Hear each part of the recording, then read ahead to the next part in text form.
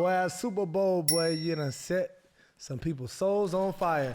Man, they said when you walked in Carolina, you came into a locker room full of losers. And this is exactly what you said on Travis Hunter's show. When I was the first pick, I went into a locker room of losers. How did you handle the pressure of being the top pick? Let's put it in perspective. You're the top pick because what? Where you play? No. You're looking at it from a personal situation. I'm talking about from the professional situation. You're the top pick because that was the worst team in the NFL the year before. For me, I wanted to be the number one pick. You could potentially be the first pick, but bro, you have no way of impacting the game like a quarterback does. You can lock down the number one receiver. You can make impact plays on offense all you want, but it's still not like a quarterback. My issue is when I was the first pick, I went into a locker room of losers. Guys didn't know how to win. Guys didn't know how to prepare. It was a culture shock for me. The games don't mean a lot to a lot of people in the league like you would expect. It's just money. Not everybody has capabilities to be impact players. They're just players. So, boo, I mean, obviously they cut up, they spliced it up. Some people had some responses.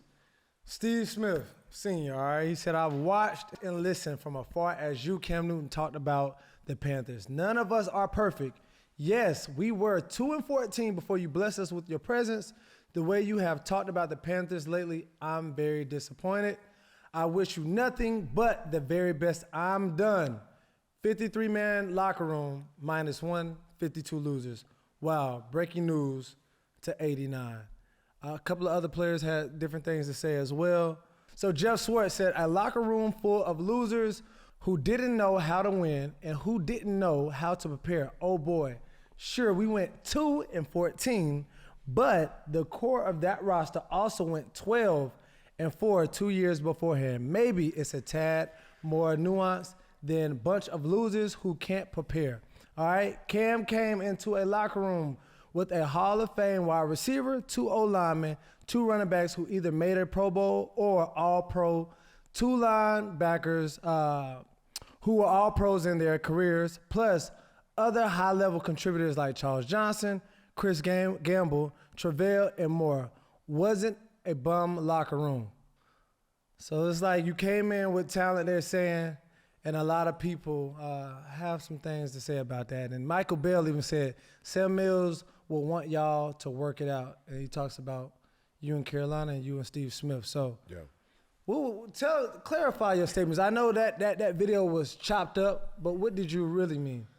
It's like, when did we become so sensitive? Like, when did we become so sensitive to really speaking what the reality is? A locker room full of losers, aggressive, but it's true. I receive what Steve Smith says because, of course, he takes it personal as a competitor that I know he is. He was in that locker room that was 2-14. Jonathan Stewart was in that locker room was 2-14. Ryan Khalil, Jordan Gross, Thomas Davis, John Beeson, Charles Johnson, those guys were in that locker room that was 2-14. I'm not specifically talking about those guys. I'm specifically talking about the culture that was there prior to me coming into the locker room, right? And it was a loser's mentality, right? Even the following year when we went 6-10, there was a lot of losing mentality that was in that locker room. And that was you on the team. Including me. Okay. You see what I'm saying? Like, this is the reality of what life has to be taken for. And a coach would always tell me this. You're not who you think that you are. Everybody think, man, I'm this, I'm that. You're not that. You are what the film says you are. Yeah. You are what your record tells you that you are. They don't care we had a bunch of one-score losses. You lost. It's not that, oh, man, we was better than what we were. You won. You see what I'm saying? Like, in that situation, going into a 2-14 team, it was a losing mentality that had to be reconfigured for a lot of us. And I'm not saying that, oh, everything got better when I got there, because it didn't. Like I said, the following year we went 6-10. The following year after that, we went 7-9. The following year after that, we went 12-4, right? First round bye, but we lost to San Fran that following year, or in the first round. But I say all that to say we got to stop being sensitive, dog. Like, I receive a lot. Should you take it personal? Absolutely. But is what I'm saying true? Is it me saying that, oh, when I came, I made everything? No, I never said that. What I said was, if you're getting drafted number one, you're going to a bad football team. That's facts. Yeah. And that's the point that I was trying to tell Travis Hunter. You see what I'm saying? So for me, it's like everybody is so taken aback. Like, oh, Cam said this. Yeah. Bro, it's the truth. It's the truth. There was times in Carolina that I did not know how to win football, which was bad football. If that makes it easier for people to digest, then cool. That still doesn't negate I was not a good football player. So if you want to throw me in the bunch and just say, oh, okay, I have no quarrel with Steve Smith. I'm not going to take this as an opportunity to start beef. Like, no, I saw Steve at the Super Bowl, and I told him my only regret with him was I wish I would have had Steve Smith in the latter part of my career rather than as a young player, as a rookie. Because I didn't value, nor did I know how to communicate at all times with a guy like Steve Smith. Yeah. So I'm not gonna take what he tweeted and say like, oh man, like, well, fuck, like, no, that's what some would want to come from this. Yeah. We already ain't in the best situation right now in the stances of who and what I am in 704. Yeah. You dig what I'm saying? But we gotta stop being sensitive now. Yeah. And shit, if I'm the only motherfucker that's speaking truth, shit, well, I'll take that. Because ain't nothing that I've ever said was never not backed by merit. I'm not gonna bite my tongue. I'm not gonna quarrel. I'm not gonna sit up here and shrink and take what I said back because it's not. I felt how I felt and I spoke on how I spoke on. Yeah. This is the potentially first pick of the draft. Top 5, top 3, top 2 pick. And I wanted him to understand, just like I want everybody to understand. It's like, yo, professionally, not personally, you're going to, like the team who's awarded a top 5 pick is typically a bad football team. Yeah, historically, yeah. You have to learn, there's pieces in that locker room that you have to flush out. That's true. That's just the nature of everything.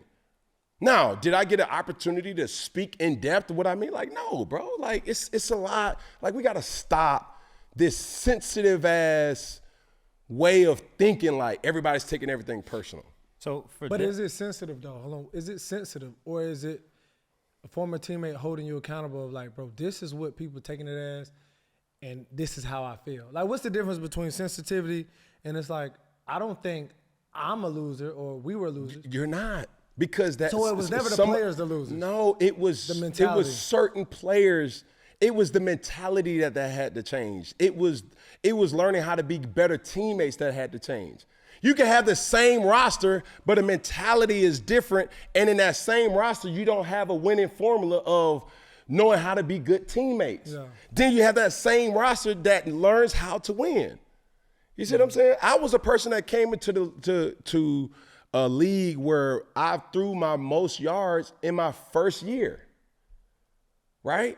That was me saying like, yo, bro, I got to throw for 300, run for 70. Like that was I thought. No, bro, you got a dynamic duo in D'Angelo Williams and Jonathan Stewart. Correct. Trust those guys. Let those guys get off, right? You got a all-pro, potentially Hall of Fame receiver in Steve Smith that can beat man coverage. Allow him to win. It's a trust factor there, bro. So I'm not going to just throw on the guys that's in the locker room because it's the facts. Before I came there, it was losing. When I got there, it still was losing mentality. We had to learn how to win. Yeah, and that can change from year to year. It can change from year to year, bro. It was certain tactics that the film that we put out there was just losing ball, learning how to protect the football, learning how to play complementary football.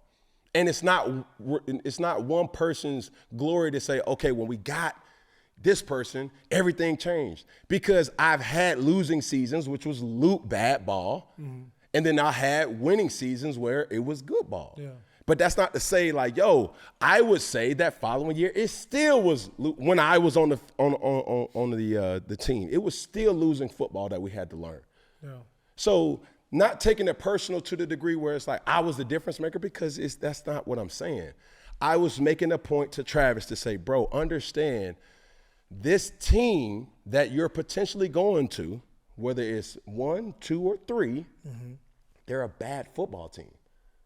And losing football is what is prominent in that locker room right now. Yeah. You have to understand that. You had to earn that number 1 spot. You have to. You have to. But even for him, he's a receiver or a DB. For me, I was a quarterback. So even for him, he doesn't know how to, really make a play. He can do his job, but that doesn't mean that's going to equate to wins. You see what I'm saying? Yeah. So dare I take full responsibility for changing the culture in Carolina? No, that's not what I said. And I think a lot of people are making me out to just be this individual, like, yo, Cam's such a selfish, but like, listen, bro, first off, I'm not, you can't find a teammate that can echo what you're trying to say. Yeah. I wanted to win. Coming off of what I was used to, bro, 3 years running, won a championship at Florida, national championship, went to junior college, won a national championship, went to Auburn, won a national championship, and then boom, I'm the first pick of the draft. I was in a trance where it's like, yo, like people don't know how to win. It was extremely frustrating. Because you didn't know how to lose. I did not know how to, come on, Peggy. I didn't. My expectations was like, yo, I'm on the team, we gonna win. Correct. When I got on the team, we still didn't win. And it was extremely frustrating to me. Yeah. So dare I say, there was things that, I did, and I was just the revolutionary to winning because I needed to learn how to win in the NFL. Yeah. I did turn the ball over. I did put the ball in jeopardy. I did know I needed to perfect my routine of preparation. I needed to learn how to take care of my body. If this was going to be the type of style that I was going to play with, I needed to learn and really make sure that by game time, my body was at its premium form. Yeah. Those things that you have to learn. Yeah. Certain things was learned in weeks, certain things was learned in months, certain things was learned in years. So was that the type of things that the rest of the team had to also learn? Is that what you're saying? Like by that second year there, it was like everyone's understanding like how much they got to buy in, how hard they got to go, the mentality and preparation. Bro, it's a lot, bro. And every year, every game is completely different. So dare I be the one that says like, yo, I was the reason why we started. No, it was a bunch of players combined that had their way of shifting the culture in Carolina. Yeah. I never took full responsibility of saying like, I. No, I said like, yo, you're going into a locker room full of losers. Because they felt as if like, yo, we just coworkers. There wasn't no routine of holding guys accountable. We was just losing, not really focusing on why we lost and what needed to be done for accountability purposes of saying like, yo, bro, you got to be better. And a new coach came in too with you. Everything, bro. Everything. So, man, so sensitive. I'm saying like, yo, bro, it's the truth. Yeah. And if you take fault or you take it to heart for what I said, it's still the truth. Nobody can sit up there and say, well, I'm a winner. But what's the team's record? It's 2-14. Like I said, yo, the following year we went 7-9. Do I get to say like, yo, we were winners? No, motherfucker. We still have to find ways to win. The ultimate goal is still collectively as a team to win the Super Bowl. So being from Charlotte, obviously the Panthers fan, love my home team. And obviously you are one of, and probably are the biggest face when it comes to Carolina Panthers. You can't say Carolina's Panthers without saying Cam Newton. But as a fan, it's like, how do you feel about the organization as a fan? Even if I was to hear these statements, this video, and that was that question, what's your thoughts of the organization and how you feel about the Panthers? I don't know. I can't speak for another person. But remove the emotions. But I'm saying for you, if I had a question of how does Cam feel about the Panthers, how do you feel about the organization and the Panthers? Man, that would always be a part. I mean, we talked about this in nauseam, bro. Like, there's no need for me to keep going back and speaking how I feel about Carolina because it's evident at this particular point in time. So no matter if it was in Carolina, no matter if I'm talking about Dallas Cowboys, no matter if I'm talking about the Philadelphia Eagles, no matter if I'm talking about the Kansas City Chiefs, bro, I only know one way to deliver the news, and that's by fucking truth. And if you take offense to my truth or what I deem, bruh, I don't know what to tell you. So that's what I was gonna say. I can see both sides. Like Jeff here said, 2 years prior, they went 12-4, but the year you got there, the year prior they went 2-14. So you said they were a team full of losers. Is A locker room full of losers. Is there like is there some sort of for you? Do you look at it like, hey, if y'all was losing last year, y'all are losers, or it's you know what I mean? it's like you, in any locker room. That's what the responsibility of upper management to assemble a winning roster. Mm-hmm. Right? You have missing pieces that you go out in free agency, you go out in the draft, and you acquire to say, hey, this person can be a difference maker in our locker room, whether it's an offensive lineman, whether it's a quarterback, whether it's a receiver addition, whether it's a linebacker, whether it's a D tackle, whether it's a field goal kicker, whether it's a punter. It's those people's responsibility to say, hey, we have to, this is our focus going into the off season, and we have to assemble it in that type of manner. And it doesn't matter if the person is all pro bowler, or a perennial, person who's really good at what they do. It just comes down to, are they a good match for this specific team? Because there's times where, even in 2015, when you ask yourself like, yo, Cam, were we the most talented team? Fuck no. Yeah. But I felt like every single game we were the better team, because guys on our team, we meshed good. We knew it, and it wasn't always about getting credit or this person, being the prominent piece. It just, that's the thing about team sports. It's like, yo, one game Stu may have 120 yards. The next game C-Mac may come in and have 80, but then have another 30 and receive. It was like, yo, we just needed to find ways to win a football game how that game required us to win. Yeah. And every game is completely different. So assembling a roster may not be on paper something that's easy to say, oh, we're going to win with that roster. It's still a losing roster.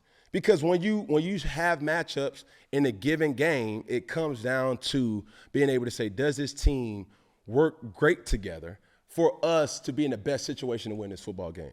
And when you're looking at a situation where you're 2-14, 7-9, 6-10, no, it's not good enough. Yeah. But still, my one question, I'm just trying to clearly get it. Like, if the year before or 2 years before they played well, and then they lose last year they lose that 1 year, for instance, does that just equate to them being losers, or could it be a fluke, or is that just how you see it? Okay, every season you earn, if you're a winner or a loser. But just because that roster was good for that year, that does not necessarily mean the carryover means that you guys are going to be a good team.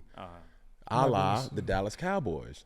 The Dallas Cowboys made minimal gains in their roster because the year prior they went to the playoffs. This past year they had pretty much the same roster, same receiver skill set, probably added 2 or 3 pieces, but it still didn't mean that roster was going to be in the same position with the year before. You have to start over. You see what I'm saying? Yeah. Every year is a different year. Every game is a different game. So no matter what you may look at from the skill set or the talent on paper, it still comes down to, did you win? Yeah. Yeah, and if you don't win, bro, you're a loser. You see what I'm saying? Yeah. And there's not times where I can't say that, yo, Cam, like, bro, I remember I was at an Under Armour event in Baltimore. True story. And I just thought about this. And Wes Welker was there. It was a horse racing event by the name of Preakness. Kevin Plank would have, multiple different people and personalities from all types of walks, from entertainment, movie stars, whatever. It was a dope event. Well, this particular year, Wes Welker was a free agent. Okay. right? Going into free agent market, like he was one of the top acquired, talented receivers that, teams are going after. Correct. I saw him at this party, and whether he was in his right mind, I was in my right mind, no matter, like, I asked, I was like, yo, bro, like, shit, come to Carolina. Like, we trying to build something great. Motherfucker straight face. I don't want to go to fucking Carolina. Y'all don't fucking win. This is when you first got there. Bruh, this had to be like year 2, year 3.